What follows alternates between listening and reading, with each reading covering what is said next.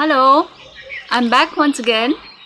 And before I begin, it is especially for those of you who have not watched any of my videos.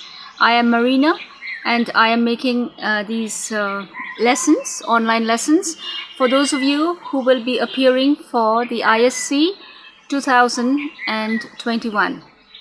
It is also for those of you who are in class 11. So I am already doing the short stories, and today I will be doing Salvatore. And now, without wasting any time, let's begin.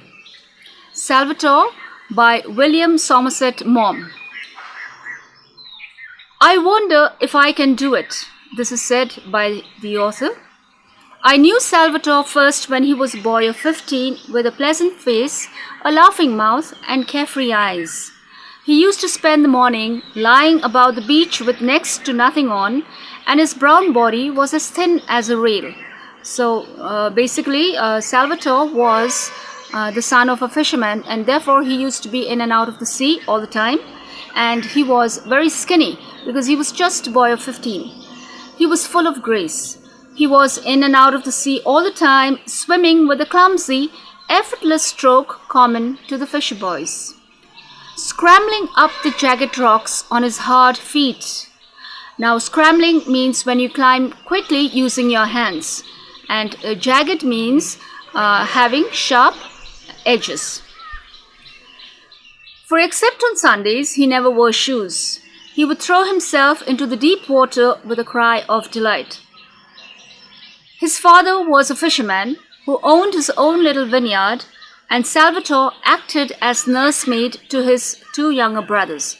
So, since his father used to be very busy with his work in the vineyard, so it was Salvatore's duty to look after his two younger siblings. He shouted to them to come inshore when they ventured out too far, and made them dress when it was time to climb the hot vine-clad hill for the frugal midday meal. So sometimes what happened was, these two younger brothers of his, they used to venture too far out into the sea, which was dangerous for them. So at these times, Salvatore used to beckon them back and then dress them up and then slowly guide them up the steep hills for a frugal. Frugal means very simple midday meal. But boys in those southern parts grow apace. Apace means they grow up very fast. And in a little while, he was madly in love with a pretty girl who lived on the Grand Marina. Now, this is the description of the girl. She had eyes like forest pools and held herself like a daughter of the Caesars. That means, she was really beautiful, and she also had a great personality. They were affianced. Affianced means betrothed. Another word is engaged.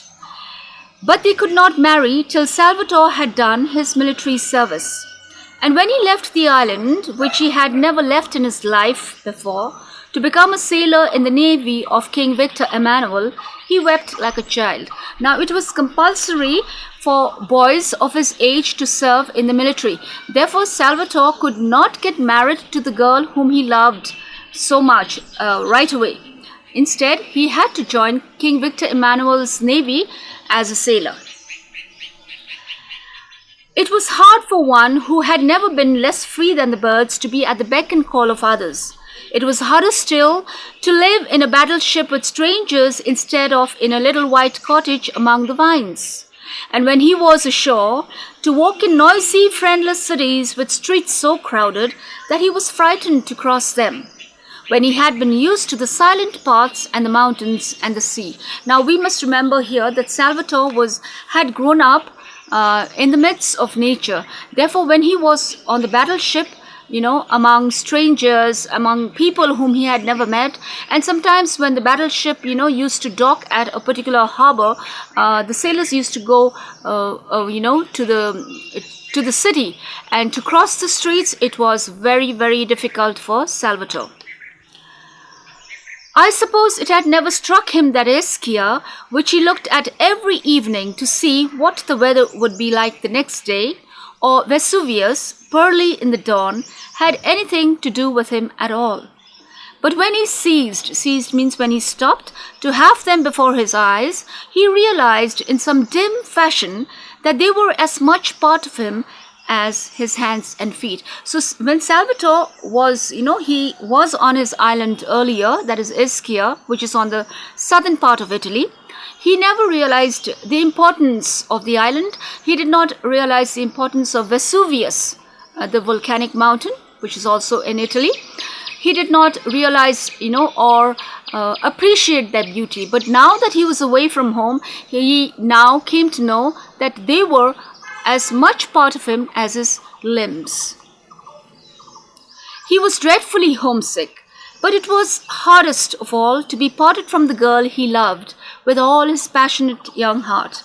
He wrote to her long, ill-spelt letters in which he told her how constantly he thought of her and how much he longed to be back. He was sent here and there to Spezia, to Venice, to Bari, and finally to China. Here he fell ill of some mysterious ailment. Ailment means sickness that kept him in hospital for months. He bore it with the mute and uncomprehending patience of a dog. That means, he was going through so much of pain, yet he did not complain. He endured it all. When he learned that it was a form of rheumatism that made him unfit for further service, his heart exulted, for he could go home. Now the doctors informed him that it was rheumatism that he was suffering from. But he was not worried about that at all. He was only, excited about the fact that he could go home and be with his family and the girl whom he loved so much. And he did not bother. In fact, he scarcely listened when the doctors told him that he would never again be quite well. What did he care when he was going back to the little island he loved so well and the girl who was waiting for him? When he got into the rowing boat that met the steamer from Naples and was rowed ashore, he saw his father and mother standing on the jetty, and his two brothers, big boys now, and he waved to them. His eyes searched among the crowd that waited there for the girl. So he saw his family, but he was actually looking out for the girl whom he loved.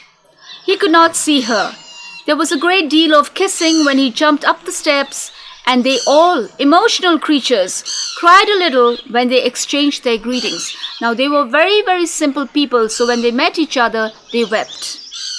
He asked where the girl was. His mother told him that she did not know. They had not seen her for 2 or 3 weeks. So, in the evening, when the moon was shining over the placid sea, placid means very calm, and the lights of Naples twinkled in the distance, he walked down to Grand Marina to her house. She was sitting on the doorstep with her mother. He was a little shy because he had not seen her for so long. He asked her if she had not received the letter that he had written to her to say that he was coming home. Yes, they had received a letter, and they had been told by another of the island boys that he was ill. Yes, that was why he was back. Was it not a piece of luck? So, when he met the girl and his mother, he asked her whether she had received the letters that he had sent. And that letter particularly, where he had mentioned that he would be coming home. And then he was informed by them that yes, they had. And in fact, an island boy had also informed them that he was very ill. Oh, but they had heard that he would never be quite well again. The doctor talked a lot of nonsense. But he knew very well that now he was home again, he would recover. They were silent for a while. And then the mother nudged the girl. Nudged is this, when you push the person with your elbow. She did not try to soften the blow. That means she did not try to make things easier for him. She told him straight out, with the blunt directness of her race, that she could not marry a man who would never be strong enough to work like a man. They had made up their minds, her mother and father and she. And her father would never give consent. He would never agree. When Salvatore went home, he found that they all knew. They here means his family. The girl's father had been to tell them what they had decided. but they had lacked the courage to tell him themselves. He wept on his mother's bosom. He was terribly unhappy, but he did not blame the girl. Now, here, Salvatore, we see that he does not blame the girl, despite the fact that he has been hurt. This is because Salvatore is a very rational person. A fisherman's life is hard and it needs strength and endurance. So, he knows that being a fisherman's son, one day he is going to be a fisherman too. And so you need strength and you need the ability to deal with pain and suffering. He knew very well that a girl could not afford to marry a man who might not be able to support her. His smile was very sad and his eyes had the look of a dog that has been beaten. But he did not complain, and he never said a hard word of the girl he had loved so well. Then, a few months later, when he had settled down to the common ground, working in his father's vineyard and fishing, his mother told him that there was a young woman in the village who was willing to marry him. Her name was Asanta. "She's as ugly as the devil," he said. She was older than he, 24 or 25, and she had been engaged to a man who, while doing his military service, had been killed in Africa. She had a little money of her own, and if Salvatore married her, she could buy him a boat of his own, and they could take a vineyard that by happy chance happened at that moment to be without a tenant. So, it was Asanta herself who put forward this marriage proposal to Salvatore's mother, stating that if Salvatore was willing to marry her, then she would buy him a boat and she would also rent out this cottage with a little vineyard. His mother told him that Asanta had seen him at the festa and fallen in love with him at a festival, okay? She had seen him there. Salvatore smiled his sweet smile and said he would think about it. On the following Sunday, dressed in the stiff black clothes in which he looked so much less well than in the ragged shirt and trousers of every day, he went up to High Mass at the parish church and placed himself so that he could have a good look at the young woman. So, as soon as his mother told him that, Salvatore responded by saying that Asanta was as ugly as the devil, and plus, she was also much older than Salvatore. But he again told his mother that he would think about it, and so the following Sunday he went up to church, and then he placed himself in such a position where he could get a good glimpse of Asanta. And later, when he came back, he agreed to marry her. Well, they were married and they settled down in a tiny whitewashed house in the middle of a handsome vineyard. Salvatore was now a great big husky fellow. Husky means very burly, very huge, tall and broad, but still with that ingenuous smile and those trusting, kindly eyes that he had as a boy. Ingenuous means trusting, very innocent, trusting. He had the most beautiful manners I have ever seen in my life. Asanta was a grim-visaged female. She was, grim means, very serious, and visaged means expression or appearance, with decided features. And she looked old for her years. But she had a good heart and she was no fool. Asanta might have been very ugly, but she was a human being with a very good heart. I used to be amused by the little smile of devotion that she gave her husband when he was being very masculine and masterful. She never ceased to be touched by his gentle sweetness. But she could not bear the girl who had thrown him over, and notwithstanding Salvatore's smiling expostulations, expostulations means earnest and kindly protests, she had nothing but harsh words for her. So, Asanta had a very good heart, but when it came to the girl who had let down Salvatore, she never had anything kind to say about her. Although Salvatore used to, tell her not to say anything harsh about the girl, Asanta could not, stop herself from doing so. Presently, children were born to them. It was a hard life. All through the fishing season, towards evening, he set out in his boat with one of his brothers for the fishing grounds. It was a long pull of 6 or 7 miles, and he spent the night catching the profitable cuttlefish. Now, the cuttlefish is a sea animal with with a very soft body but very hard shell. Then there was the long row back again in order to sell the catch in time for it to go on the early boat to Naples. So you can imagine they were going, they were traveling in the boat for 6 to 7 miles, and they used to go to the fishing ground, catch the fish, and then again travel back 6 or 7 miles again, rush because they had to sell it before the fish, it was sent off to Naples. At other times, he was working in his vineyard from dawn till the heat drove him to rest, and then again, when it was a trifle cooler, slightly cooler, till dusk.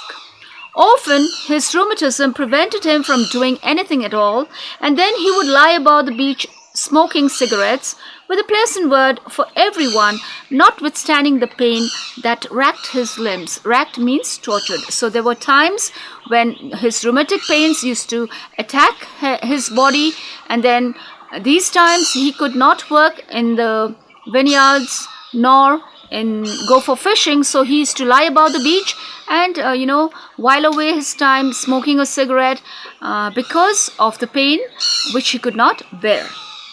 The foreigners who came down to bathe and saw him there said that these Italian fishermen were lazy devils. Sometimes he used to bring his children down to give them a bath. They were both boys, and at this time the elder was 3 and the younger less than 2. They sprawled about at the water's edge stark naked, and Salvatore, standing on a rock, would dip them in the water. So sprawled means to sit with arms and legs all spread out. And he would take his children, his 2 boys, one by one, and dip them in the water. The elder one bore it with stoicism. Stoicism means he accepted this act of being dipped in the water without any complaints. But the baby screamed lustily. But the little one, the younger one, screamed with all his strength and might. Salvatore had enormous hands, huge hands, like legs of mutton. Coarse means rough and hard from constant toil. Constant toil, due to the hard work which he had to do every day. But when he bathed his children, holding them so tenderly, drying them with delicate care, upon my word, they were like flowers. So, although we are told that he had enormous, very coarse hands, when he was handling his 2 little boys, he did it so gently. He would seat the naked baby on the palm of his hand and hold him up, laughing a little at his smallness. So, Salvatore used to laugh at the smallness of his little child. And his laugh was like the laughter of an angel. His eyes then were as candid as his child's. The meaning of candid is honest and sincere. I started by saying that I wondered if I could do it, and now I must tell you what it is that I have tried to do. So, boys and girls, right at the beginning of the chapter, the author started off by saying, I wonder if I can do it.